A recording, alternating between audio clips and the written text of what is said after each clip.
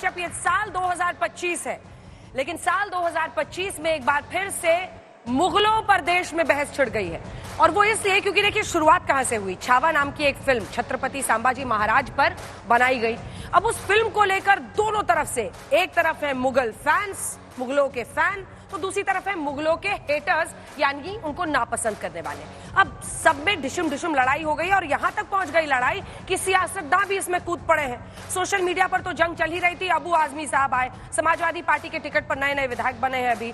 अब उन्होंने कह दिया कि औरंगजेब तो महान था, उसके बारे में ये सब कहना गलत है। हालांकि बाद में उन्होंने अपनी बात से वो पलट गए, लेकिन तब तक डैमेज हो चुका था, क्योंकि योगी जी ललकारने लगे उत्तर प्रदेश से कि आइए भेज दीजिए उनको यहाँ पर, यूपी में हमें ऐसे लोगों का इलाज करना आता है। तो वहीं पर देवेंद्र फडणवीस कह रहे हैं कि 100% उनकी गिरफ्तारी होगी, मामला उनके खिलाफ है, निलंबन उनका हो गया है विधानसभा से।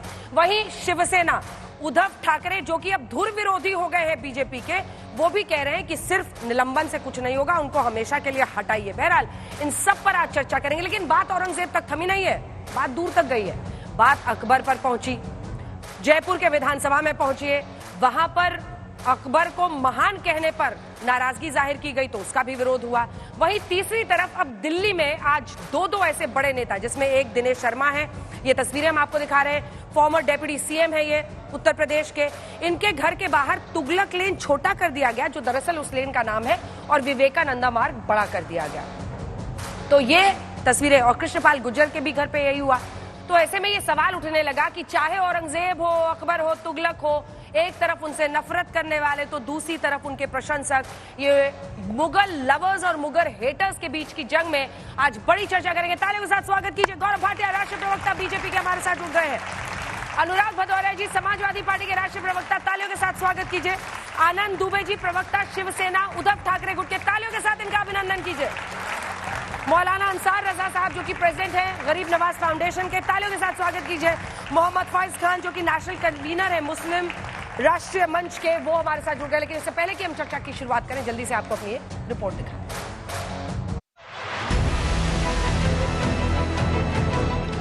मुगल आक्रमणकारी और क्रूर शासकों को महान बताने पर शुरू हुई सियासत मुगलों का नामो निशान मिटाने पर आ गई।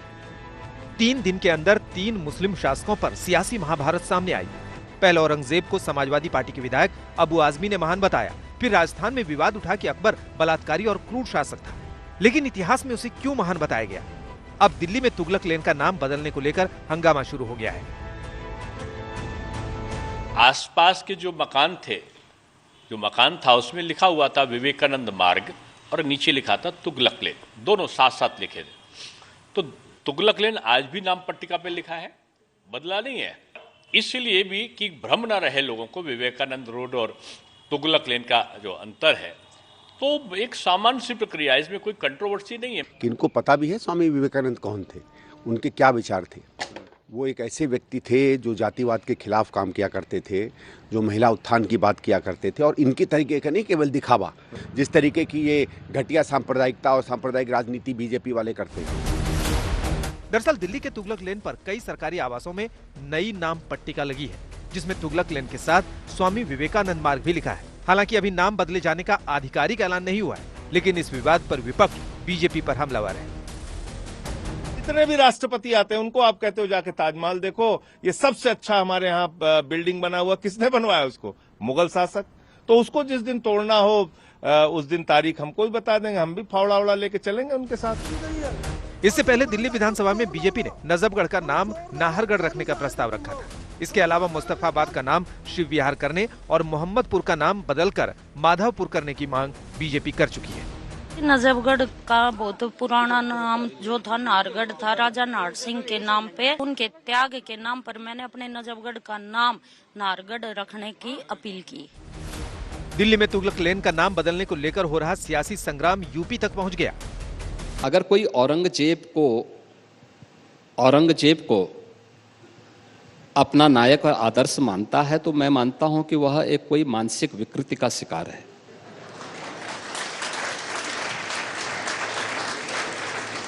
देखिए, एक शुद्ध बुद्धि वाला व्यक्ति औरंगजेब को किस मायने में आप एक नायक के रूप में प्रस्तुत करना चाहते हैं? कोई सभ्य मुसलमान भी अपने पुत्र का नाम औरंगजेब नहीं रखता, क्योंकि औरंगजेब ने अपने पिता शाहजहां को ही कैद कर दिया था, एक एक बूंद जल के लिए तरसाया था। शाहजहां ने अपनी जीवनी में लिखी है कि ऐसा कमबख्त पुत्र किसी को पैदा न हो। वहीं से पहले औरंगजेब पर हंगामा बरपा। वैसे तो औरंगजेब की मृत्यु 1707 ईस्वी में हुई थी, लेकिन उस पर सहूलियत के हिसाब से सियासी रोटियां अब तक सेकी जाती रही। उसका मकबरा महाराष्ट्र के औरंगाबाद के पास खुलदाबाद नाम के गांव में बनाया गया था। अब औरंगाबाद का नाम बदलकर संभाजी नगर हो चुका है।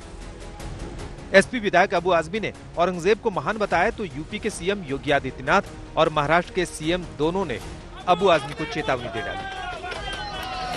समाजवादी पार्टी का नेता, आपका विधायक घोषणा करो ना, उस कमबख्त को निकालो पार्टी से और उसको एक बार यूपी भेज दीजिए, बाकी उपचार हम अपने आप करवा लेंगे। नहीं। लेकिन औरंगजेब की फैन क्लब में सिर्फ अबू आजमी ही नहीं, कांग्रेस, आरजेडी और नेशनल कॉन्फ्रेंस के नेता भी शामिल हैं। तारीख को तो नहीं बदला सकते, ये तो मुगलों की हिस्ट्री खत्म करना चाहते थे, वो तो बदल नहीं सकती। टुकड़े टुकड़े हुए बटे हुए भारत को अगर किसी ने अखंड भारत बनाया, महान भारत बनाया, तो उसका नाम औरंगजेब है। मेरी राय वही है कि औरंगजेब एक मुगल राजा थे और उन्होंने वही काम किया जो राजा करता है। क्या आप आतताई बता रहे, कैसे आतताई बता रहे हैं आप उसको? 49 साल बादशाह रहा, उसके राज के अंदर जीडीपी कहाँ थी?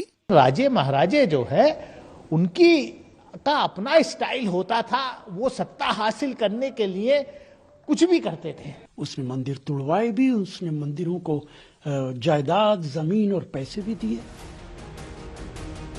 उधर राजस्थान में इस बात पर चर्चा हो रही है कि सही मायने में अकबर महान था या महाराणा प्रताप।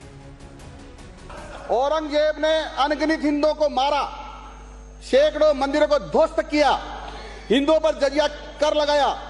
उसकी सच्चाई देश के विद्यार्थियों के छिपाकर उसका इतिहास अनेक वर्षों तक पढ़ाया गया। गुरु तेग बहादुर, गुरु अर्जुन देव जी के हत्यारों का आपने महिमा मंडन किया। सियासत अपनी जगह है, लेकिन सवाल है कि क्या वाकई इतिहासकारों ने साजिश के तहत मुगल आक्रांताओं को महान बताया और हमारे पुरुषों को कमतर आंका? आज तक ब्यूरो। तो आइए चर्चा की शुरुआत करते हैं। आपको तो बस गौरव जी, आपको आपकी पार्टी को मुगल मिल जाएं, आपको एक मुद्दा मिल जाता है जिसको सुलगाएंगे जितना उतना आपका वोट बैंक बढ़ेगा। वरना ये सारे मतलब यूपी में योगी जी को अबू आजमी के महाराष्ट्र वाले बयान पर इतना नाराज होने की क्या जरूरत थी? गौरव जी माइक उठा लीजिए। देखिए, सबसे पहले तो आपने कहा इतना नाराज होने की क्या जरूरत है। अगर इनको हक है, अभिव्यक्ति की आजादी है, जो अखिलेश यादव ने कहा कि औरंगजेब महान था, तो हमें भी हक है कि हम तय करें कि हमारे आदर्श कौन होंगे, हमारे नायक कौन होंगे। हमारे नायक, मैं आपको बताता हूं फर्क क्या है। यह विचारधारा की लड़ाई है और 2 लाइनों में समझ में आ जाएगा आपको लड़ाई क्या है। जब जब चली मुगलों की तलवार, तो कुछ ने कर ली अपनी ऊंची सलवार। ये तो ये है, ठीक है। और दूसरी तरफ कौन है अंजना जी? गुरु तेग बहादुर जी, जिनका सर धड़ से कलम कर दिया गया, लेकिन उन्होंने कहा मैं इस्लाम कबूल नहीं करूंगा, मैं हिंदुओं की सुरक्षा करूंगा। हमारे आदर्श वो हैं और उनके लिए हमारे आदर्श छत्रपति संभाजी महाराज हैं, जिन्होंने स्वराज को जगाया और वही स्वराज महात्मा गांधी और हर भारतीय का मूल मंत्र बना। और इतना ही कहूंगा, सरफरोशी की तमन्ना अब हमारे दिल में है। देखना है जोश कितना बाजुए कातिल में है। ये इसलिए कहता हूं और ये इसलिए कहता हूं, मुझे अगर गर्व है, मुझे यकीन है, मौलाना साहब यहां खड़े हैं, आनंद भाई यहां खड़े हैं, विचारधाराएं हमारी अलग अलग हो सकती हैं, लेकिन इनके भी आदर्श शिवाजी महाराज जी, गुरु तेग बहादुर, गुरु गोविंद सिंह जी, हम अपने बच्चों से प्यार करते हैं। गुरु गोविंद सिंह जी ने कहा मेरे बच्चों को जिंदा दीवार में चुनवा दो, इस्लाम कबूल नहीं करूंगा। हमारे आदर्श वो है और आखिरी सांस तक रहेंगे। चलिए अब आप माइक उठाइए। हर समाज, हर देश अपना नायक चुनता है। हम मुगलों को अपना नायक क्यों मानते हैं, और ऐसे मुगल खास तौर पर जिन्होंने आलमगीरी में खुद ही लिखा है कि मैंने 87 मंदिर तोड़े। अगर ऐसा आपके सामने उसका खुद का रिकॉर्ड है, उसके कोर्ट का रिकॉर्ड है, ऐसे में आप उनको, आपके फैन क्यों बन रहे हैं उनके, आपके विधायक?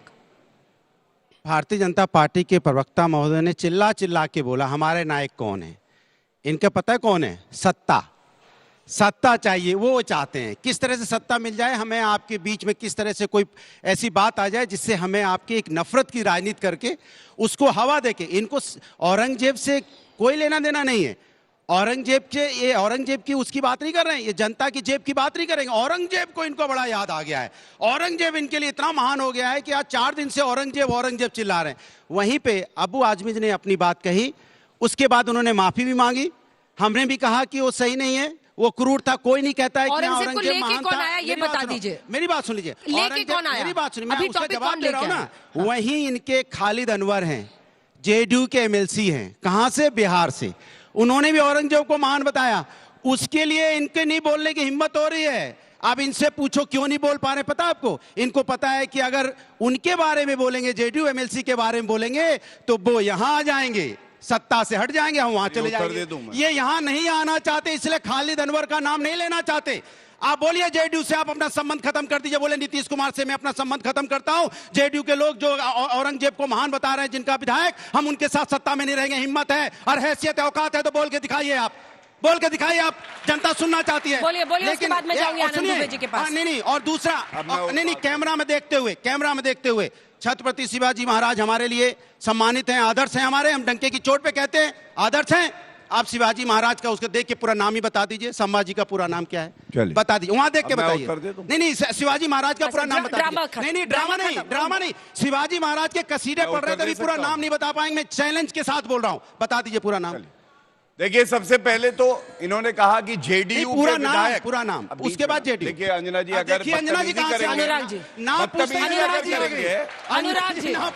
जी ये ठीक नहीं। सबसे पहले तो मैं यहाँ से कहता हूँ, निंदा करता हूँ जो जेडीयू विधायक ने कहा है। गुस्से में बोलिए एकदम। बिल्कुल गुस्से में कह रहा हूँ। अब बोलिए, कौन देगा? नहीं, हम समर्थन वापस लेते हैं। गुस्सा बताइए। अंजना जी, मौलाना जी आए, गौरव भाटिया जी की मदद लेके चलेंगे। देखिए, देखा लगे हाथ। इनकी मोहब्बत देखिए क्या लेके घूम रहे हैं। देखिए इनकी मोहब्बत देखिए क्या लेके घूम रहे हैं। आपके हाथ लगा लेके ही चल दिए, चुरा लिया आपने दूसरे का माल। चलिए इधर, ये मोहब्बत है बीजेपी की। ये देखो। दूसरी बात देखिए, प्रवक्ता को जब ये ना पता हो कि उसका नेता क्या कह रहा है, तो साइकिल का अलाइनमेंट आउट है, वो पंचर हो चुकी है। और ये प्रमाण दे रहा हूं। ये कह रहे माफी मांगी है। पहली बात तो अबू आजमी ने कोई माफी नहीं मांगी। उन्होंने कहा मैं शब्द वापस लेता हूं। माफी मांगना और शब्द वापस लेने में बहुत फर्क है, लेकिन 5वीं पास को क्या पता है कि क्या फर्क होगा। दूसरी बात, अभी शांत। देखिए, समाजवादी पार्टी के राष्ट्रीय अध्यक्ष अखिलेश यादव का ट्वीट है ये एक्स पे। उन्होंने क्या कहा है? अबू आजमी के खिलाफ कार्रवाई क्यों करूं? उनकी अभिव्यक्ति की आजादी है, और इसलिए मैं कहता हूं कि जो अखिलेश यादव कहेंगे हम उसके हिसाब से चलेंगे। अखिलेश यादव के हीरो कौन है? जवाब कौन है आप बताइए? From hijab to halala, but I hate Hindu, और यहां जिंगल आला। एक बात मैं, सारे यहां पे विद्वान दर्शक बैठे हैं, देख भी रहे हैं, मैं पूछना चाहता हूं, किसने बोला था वोट जिहाद कर दो? मरिया आलम शेख, इनकी नेत्री। अखिलेश यादव के मुंह से चू नहीं निकला। और अगर हिंदू सोच ले एकजुट हो जाएंगे, इनका सुपड़ा साफ हो जाएगा। इतनी देर इन्होंने बातें की समाजवादी। किस पार्टी से? अब आपके बीच में नहीं बोला ना, अरे चुप हो जाओ। इतना बोला समाजवादी, लेकिन खालिद अनवर को नहीं बोल पाए कि मैं जेडीयू के साथ समर्थन वापस लेता हूँ। ऐसे व्यक्ति के साथ हम नहीं रह सकते, जो ऐसे व्यक्ति के साथ हम नहीं रह सकते। आप फिर बीच में चिल्लाने लगे। आप क्या हो गया? गौरव जी, आप देखिए परेशानी देखिए। कौन चिल्ला रहा है बीच में? बताइए कौन चिल्ला रहा है बीच में? कौन टेबल ठोका उन्होंने? बोलिए, आप भी गुस्से में बोलिए। खालिद अनवर का नाम नहीं ले पा रहे हैं डर के मारे कि मैं जेडीयू से समर्थन वापस ले रहा हूँ। बोलिए वापस ले रहे हैं समर्थन, बताइए। जिसने औरंगजेब को अच्छा शासक बोला, बोलिए वापस ले रहा हूँ समर्थन। नहीं बोल पा रहे हैं। आनंद दुबे जी, ये कह रहे हैं कि उन्होंने अपने शब्द वापस ले लिए हैं आनंद दुबे जी, शब्द वापस ले लिए, फिर भी नहीं सर, हम रुकिए, आप रुकिए। देखिए ऐसा है, जो भरा नहीं है भावों से, जिसमें बहती रसधार नहीं, वो हृदय नहीं, वो पत्थर है जिसमें स्वदेश से प्यार नहीं। यह देश सबसे पहले, ये राष्ट्र सबसे पहले, ये नया भारत है। आंख मिलाओगे आंख मिलाएगा, आंख दिखाओगे ना तो आंख दिखाएगा। ये जो औरंगिया के समर्थक हैं, आज भी अगर उनके दिल में मुगलों के प्रति प्रेम है, समर्थन है, प्रशंसा है, तो उनका किराया हम करवा देंगे, पाकिस्तान चले जाएं।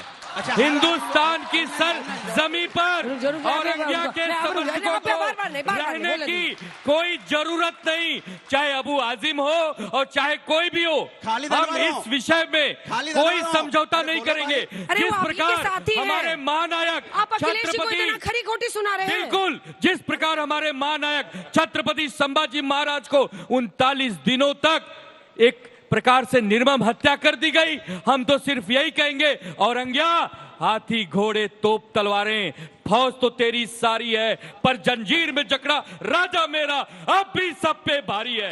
ये राजनीति का विषय नहीं है, ये समाजवादी और शिवसेना का विषय नहीं है, ये कांग्रेस और भाजपा का विषय नहीं है, ये पुराना मेरे देश का विषय है, ये मेरी अस्मिता का विषय है। पुराना इश्क 2025 में फिर से जागा ऐसा लग रहा है। ये इश्क का भी विषय नहीं, ये मेरी प्रतिष्ठा का विषय है, ये मेरे देश की आन बान और शान का विषय है।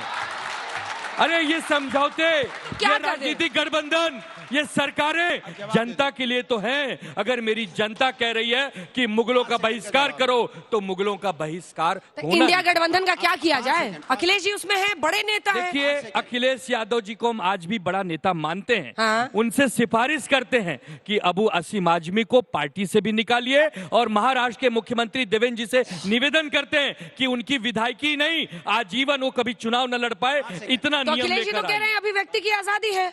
अरे कोई हमारी माँ को गाली देगा, ये अभिव्यक्ति की आजादी होती है?